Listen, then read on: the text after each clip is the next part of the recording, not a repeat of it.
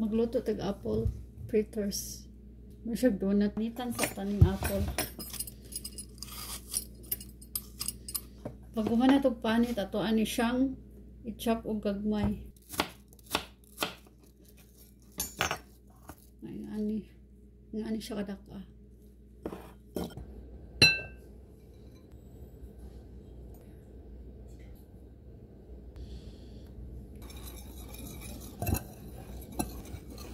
Once makumbay na gani, lungag sa tunga para diha nimo ibutang ang milk o ang itlog. Ibutang na dahil mo ang milk. Ayon ang itlog. Pamit kaya mo i-mix usa na to siya.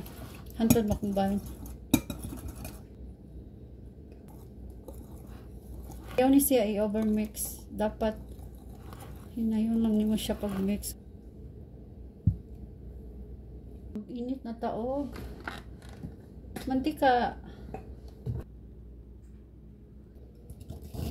May maday niya ako ang isudlan.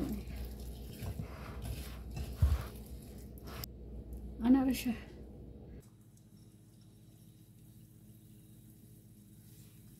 Imo na siyang flat-flat naman siya gamay. Ito na siyang balihon. Pauna ni nato kay magluto na siya. Humot ka ay siya. Atong tilawan gamay.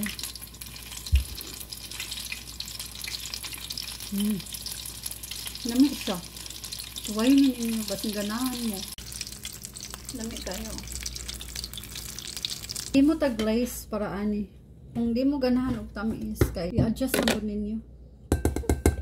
2 ka cups nga powdered sugar. 1/4 cup milk. 1 teaspoon vanilla extract. Mix na nato. Ato ni siyang palangoyan sa glaze. Hantod makot ang tanan. Walami kayo siya no. So layo lagi ninyo. Ganahan jud yung mga anak ani.